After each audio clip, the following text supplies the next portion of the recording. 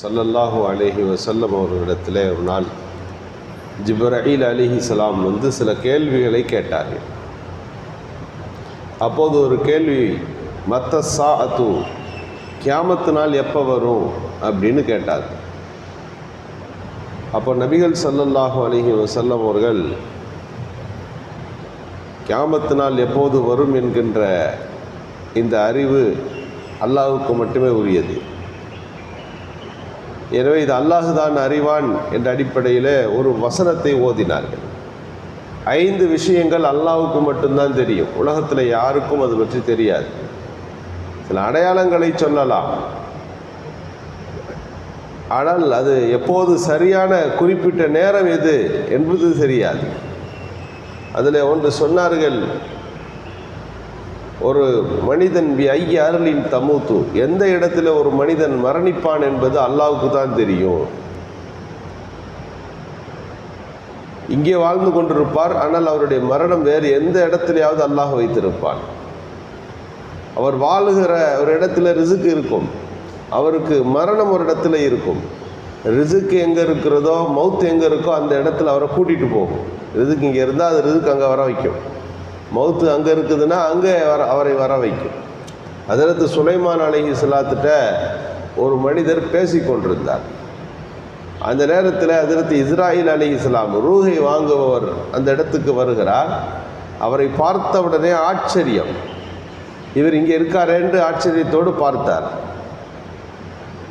அவருக்கு அதை புரிந்து விட்டது, வித்தியாசமாக ஒருத்தர் பார்க்குறாரு, இவர் யாருன்னு தெரியலையே என்று சுலைமான் அலைஹிஸ்ஸலாத்திடத்தில் கேட்டபோது அவர்தான் இஸ்ராயில் அலைஹிஸ்ஸலாம் என்று சொன்னார்கள். என்னை முறைச்சி பார்த்தாரு, எனக்கு பயமாக இருக்குது, எனக்கு இந்த இடத்துல இருப்பதற்கு எனக்கு கொஞ்சம் அச்சமாக இருக்கிறது, என்னை எங்கேயாவது அனுப்பி வைங்கன்னு அவர் கேட்டார். சுலைமான் அலைஹிஸ்ஸலாம் காற்றை வசப்படுத்தியவர்கள். ஒரு மனுஷனை காற்றுட்ட கொடுத்தா காற்று எங்கே போய் நிற்குமோ அந்த இடத்துல போய் வெட்டுரும். 1 மாத கால தூரங்கள் அந்த காற்று பயணிக்கும். உடனே சுலைமான் அலைஹிஸ்ஸலாம் அவரை காற்றில் அமர வைத்து அனுப்பி வைத்தார்கள். அவர் ரொம்ப தூரமாக போய் இறங்கிட்டார். அவருக்கு ஒரு நிம்மதி, இஸ்ராயில் அலைஹிஸ்ஸலாம் நம்மை முறைச்சி பார்த்தாரு, தப்பிச்சிட்டோம், தூரமாக போய் உட்காந்துருவோம். நாங்கள் இறங்கின உடனே ரூஹ் வாங்கப்படுகிறது. இஸ்ராயில் அலைஹிஸ்ஸலாம் சொன்னார்களாம், இவரை வந்து அல்லாஹ் ரொம்ப தூரத்தில் ஒரு இடத்த சொல்லி அந்த இடத்துல இருக்கும்போது இவர் ரூஹ் வாங்கப்படணும்னு எனக்கு சொன்னான். அதுக்கு சில நிமிடங்கள், சில மணி துளிகள் தான் இருக்கிறது. ஆனால் இவர் ஆச்சரியமாக சம்பந்தமே இல்லாத சுலைமான் அலைஹிஸ்ஸலாத்தின் தர்பாரில் நின்றுட்டு இருக்கிறாரு, அவர் எப்படி இத்தனை தூரத்தை கடந்து அங்கே போய் சேருவார் என்று நான் ஆச்சரியப்பட்டுத்தான் அவரை பார்த்தேன். ஆனால் அவர் நிமிஷத்தில் அங்கே போய் உட்காந்துட்டார். நான் ரூஹ் வாங்க போகும்போது அவர் அங்கே இருக்கிறார் என்று சொன்னார்கள். இப்படி ஒரு மனிதனுடைய ரூஹு ஐய அருளின் தமூத்து, திருக்குர்ஆனில் அல்லாஹ் சொல்லுகிறான், எங்கே அது மரணிக்குமோ அந்த இடத்திற்கு கொண்டு போய் சேர்க்கிறான்.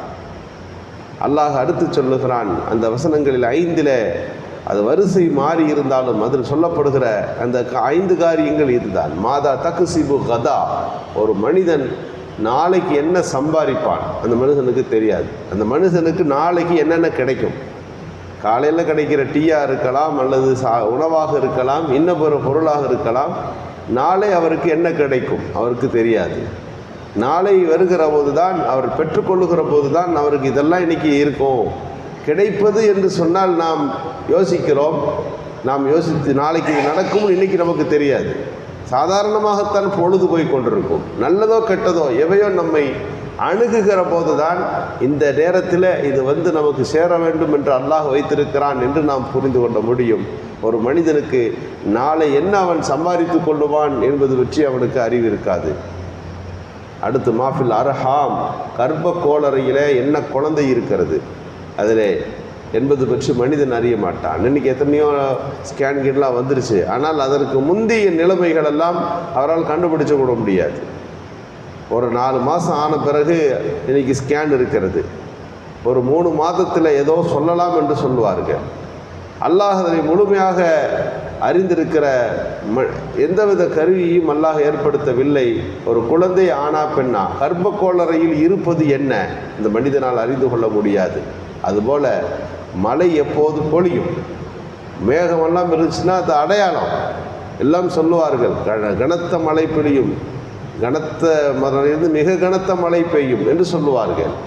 அதனுடைய அளவுகளை எல்லாம் கூட சொல்லுவார்கள். ஆனால் பார்த்தீங்கன்னா மழை பொய்த்து போய்விடும். மழை பற்றி எந்த செய்தியும் இருக்காது, மழை பெய்யும். நாம் யோசித்தோமா, மழை எதிர்பார்த்த புயல் காலங்களில் கூட அந்த மழையை காணாமல் கடுமையான வெயில் காலத்தில் அல்லாஹ் மழையை அனுப்பி வைக்கின்றான். மழை பொழியுமா இல்லையா என்கின்ற செய்திகள் கூட நமக்கு கிடைக்கப்பெறுவதில்லை. மழை எப்போது பொழியும் என்கின்ற அறிவு அல்லாஹ்வுக்கு மட்டும்தான் இருக்கிறது. மனித அறிவுக்கு அது அப்பாற்பட்டிருக்கிறது என்று திருக்குரான் சொல்லுகிறது. அதுபோல கியாமத்து நாள் எப்போ வரும் மனிதன் கண்டுபிடிக்க முடியாது. அடையாளத்தை சொல்லலாம், ஆனால் அது கரெக்டாக எந்த நேரத்தில் அந்த கியாமத் என்பது தொடங்கும் என்பது மனிதனுக்கு தெரியாது என்று இந்த 5 காரியங்களை நபிகள் ஸல்லல்லாஹு அலைஹி வஸல்லம் அவர்கள் ஜிப்ரீல் அலைஹிஸ்ஸலாத்திற்கு ஓதி காட்டி, இந்த 5 காரியங்கள் அல்லாஹ்வை தவிர வேறு யாரும் அறிந்து கொள்ள முடியாது.